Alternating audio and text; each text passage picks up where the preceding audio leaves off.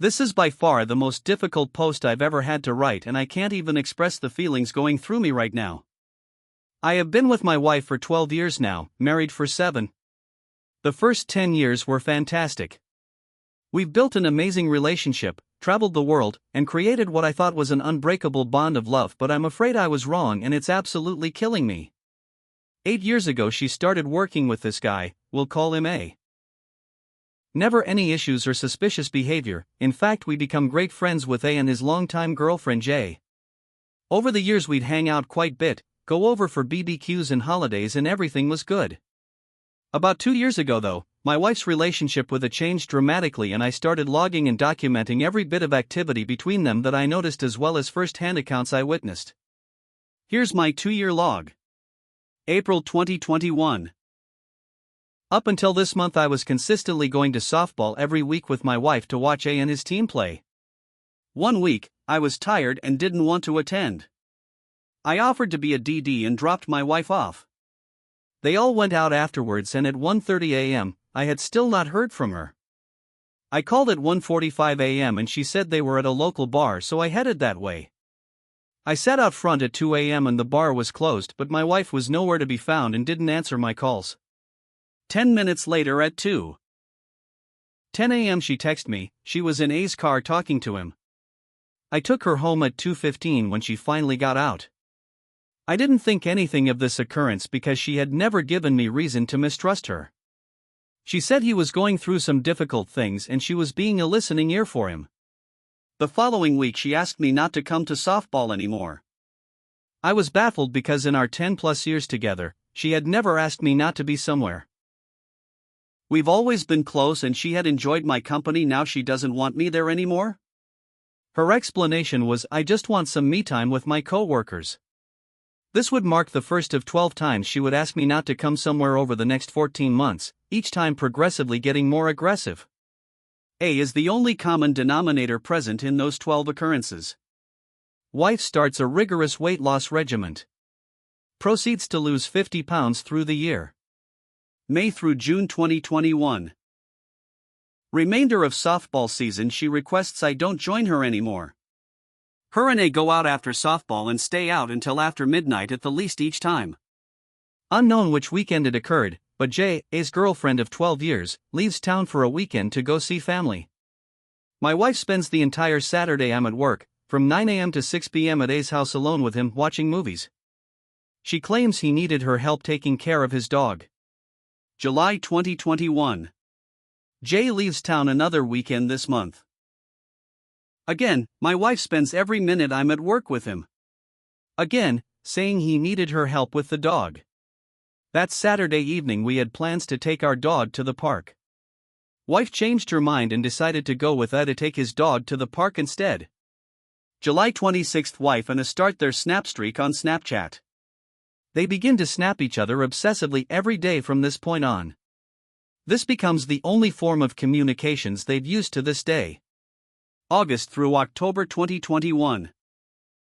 Wife and A are now in a constant state of hanging out together multiple times a week alone, and I'm often left by myself at home while they're out together. Weekends are midnight to 2 a.m. nights for them. Wife switches jobs. A follows her to the new job and put in for the same lunch hour. They eat lunch together and walk the path at work together every day. They work for a big corporate place that has a 2-mile nature walking path outside of the building.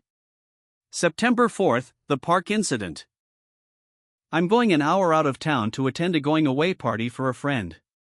Wife says she's staying in town to hang out with A. I drop her off in the late afternoon at a bar before I head out. I'm arranged to be her DD when I get back into town.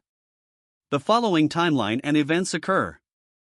1:42 a.m., I'm getting back into town. I call wife, who is clearly intoxicated, to let her know. She gets angry, defensive, and starts swearing at me, telling me she's not ready to be picked up yet, and hangs up on me. Bars are already kicking people out, so why wouldn't she be ready? I proceed to head home. 2 a.m., I still haven't heard from her. The bars are closed, so where could she be? I decide to head into town and look for her.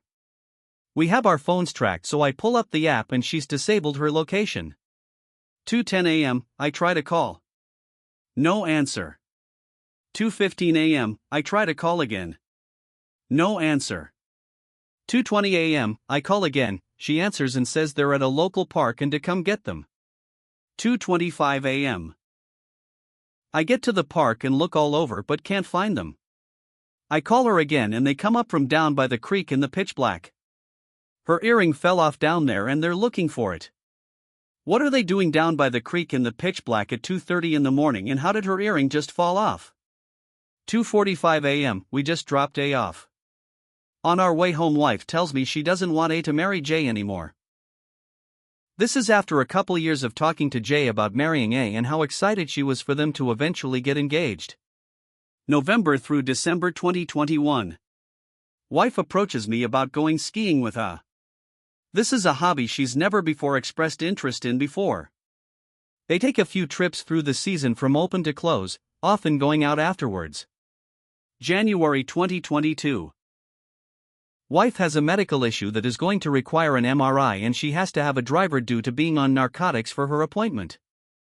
I have Thursdays off but she scheduled it for a Wednesday, A's day off, and tells me he's going to be her driver.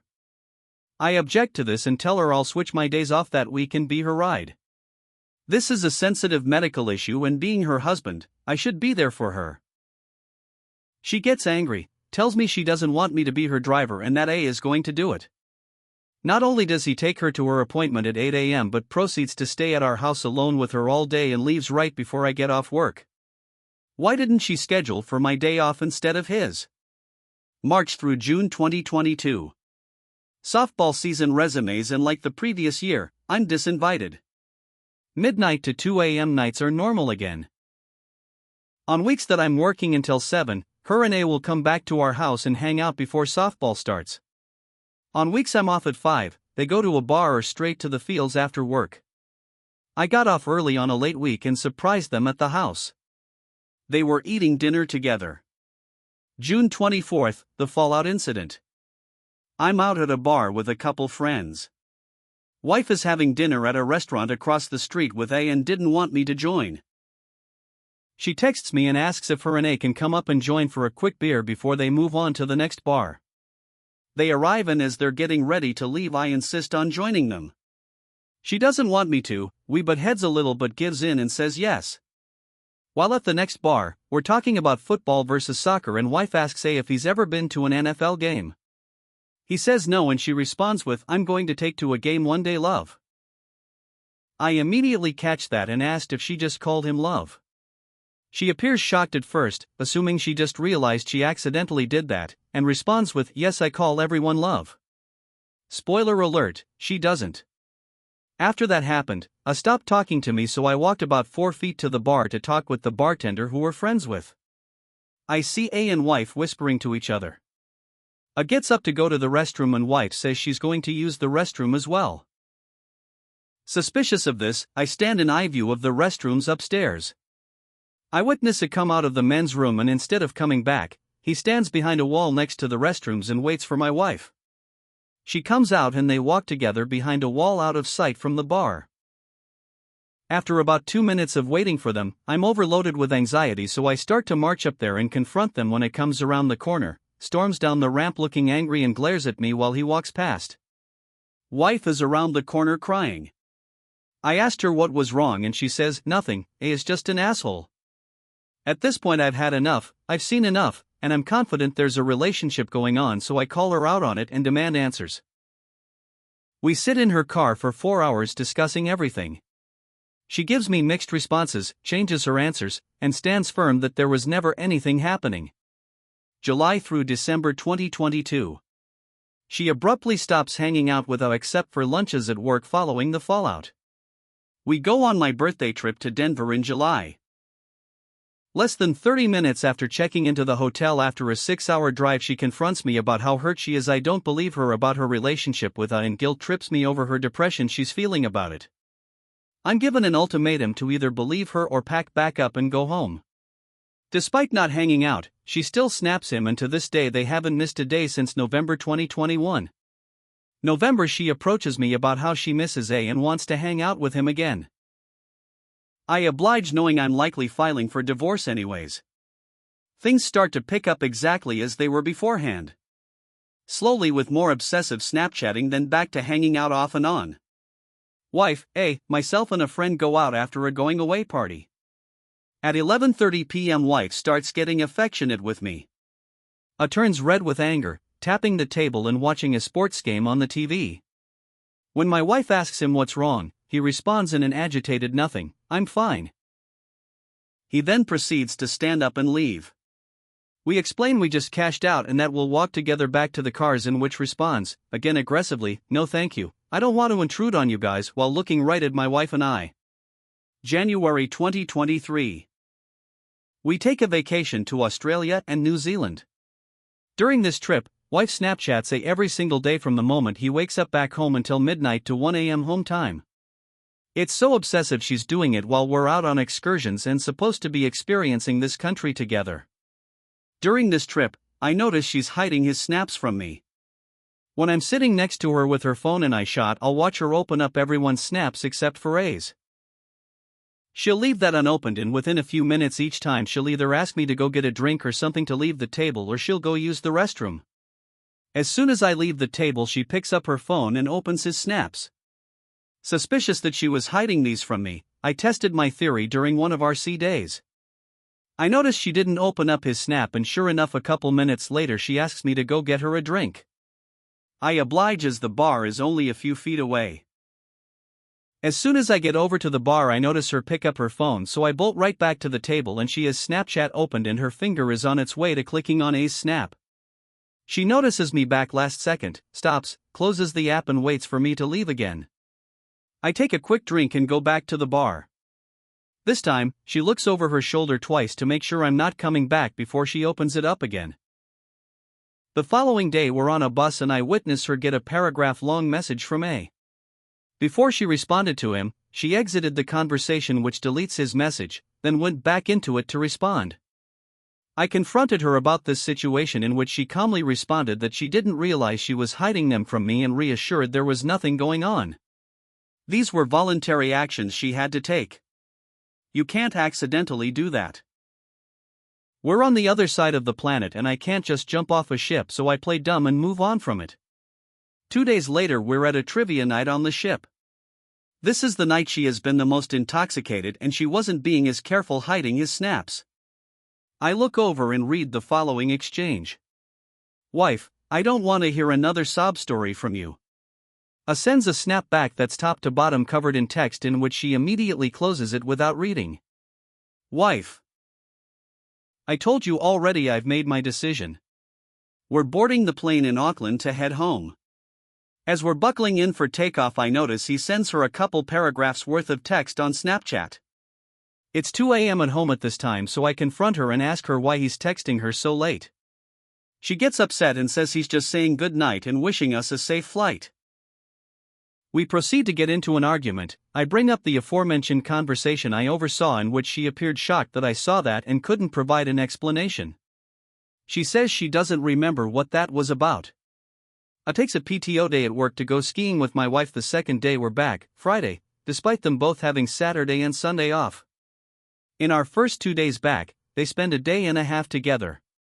A couple things of note here as well. In March of 2021, she changed her profile picture on Facebook from one that had both of us to one of just her. She's changed it 7 times since then and has never had one with me in it, despite every profile picture before 2021 having us both. Maybe a coincidence, probably not. Her responses to the park incident. Nothing happened. I don't think anything happened. We talked the next day because we were afraid something happened, but neither of us remember. I'm 90% sure nothing happened. Her answers to the fallout incident: what were they talking about behind the wall? I can't tell you, it's a secret about someone we both know. Fine, he was talking trash about the bartender, our friend, and we got into a fight over it. Okay, he wasn't talking about the bartender, but it's still about someone we know and I can't tell you. So here we are. It is so obvious every time I read through this log that they're having a relationship. Even if they didn't do anything physically, which I believe the park incident they did, she's still clearly having an emotional affair. I know a lot of people are going to say I should have ended this last year, and you're absolutely right, but I have to be honest, it's just not that easy. I've been with this woman for 12 years now, that's over a third of my entire life. She's my first love and the person I thought I'd spend the rest of my life with, so this has been, and will be the most difficult and challenging thing I'll ever go through. I'm ending this relationship in the next couple weeks, and I pray the healing process is easier than I'm expecting. First major update. Good morning all. I had a blessing in disguise happen yesterday. I was at breakfast with my wife and a work client from 10 years ago sits next to me, recognizes me, and we start chatting. She actually needs to come into my work again soon, and she hands me her card with her cell phone number. She's an attorney. Not just any attorney, her husband is our attorney general and she has her own practice in town. I called her this morning and unfortunately she doesn't practice family law, but she knew the perfect person to represent me and referred me to her. I sent the email to the referral attorney and just heard back from the paralegal at the lawyer's office. She took my info and is running a conflict of interest check. I finally got some good news today. My second choice attorney is able to assist me with my case, and we have our first meeting scheduled next Monday at noon. I'm just so excited to finally have this process moving forward, even in a small step. Not much to update as my attorney meeting is Monday, but it's been a few days, so I figured I'd keep everyone in the loop. Tuesday night I got a little drunk and we got into a huge fight. She's been all mopey and depressed and finally opened up that the reason she's been so depressed is, hold on, this one's a shocker, because I've been so insecure with her. She feels like I invite myself to hang out with her and her friends because A is there, and she's afraid to be on her phone around me because I guilt trip her over Snapchat. She literally told me that for the first time in our relationship, I'm afraid of you. She's afraid of me. It's pretty incredible how you're able to see right through manipulation tactics once you're aware of and understand them. So yeah, she's going out with her coworkers tonight, including A, and has politely disinvited me.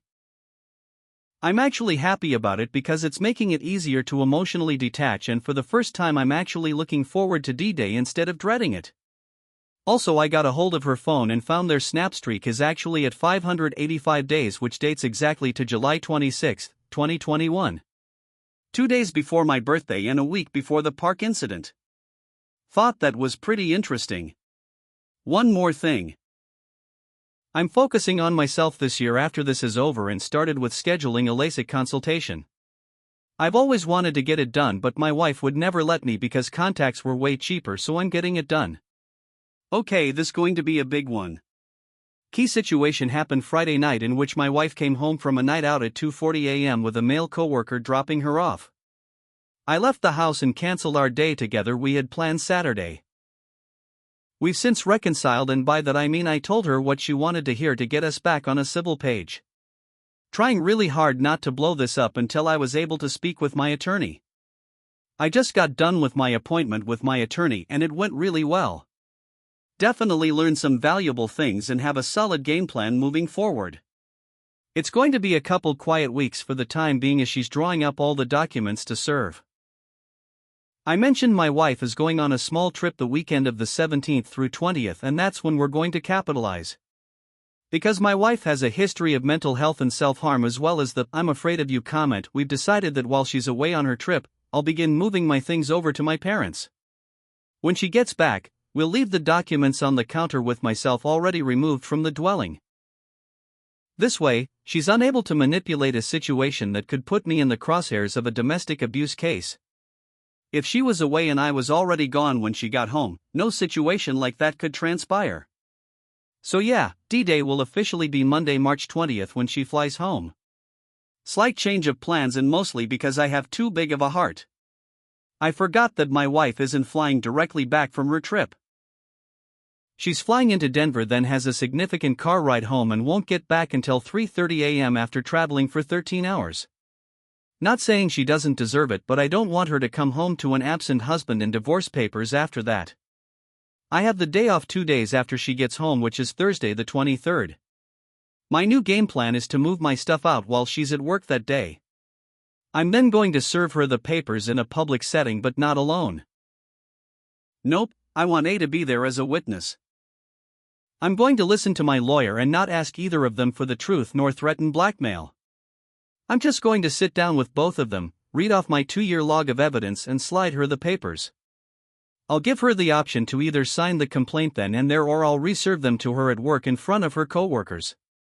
2 more weeks, you guys, 2 more weeks. Final update. This is going to be a very disappointing update to a lot of you, and for that I apologize ahead of time. Things hit the fan bad on Saturday. It got to a point where she actually said she was going to go file, and we both mutually agreed it was for the best. After an 8-hour-long fight, her going full psychotic, took the car and threatened to kill herself, I was finally able to get her back home and calm down. She still stands firm that it was strictly a platonic relationship and that nothing happened except maybe the park incident, which she also still claims she has no memory of. She finally told me what they were talking about during the fallout incident as well. She said that our mutual friend, S, had gotten an abortion and didn't want anyone to know, and that the Roe v. Wade overturn happened that same day. Apparently A is hyper-conservative and mad about S getting an abortion, but my wife supports her. They didn't want me hearing about that because it was a secret, so they went out of the bar to discuss it and got in a fight over it. I fact-checked her real quick and she's right, Roe v. Wade overturn did happen that same day, so she has credibility there.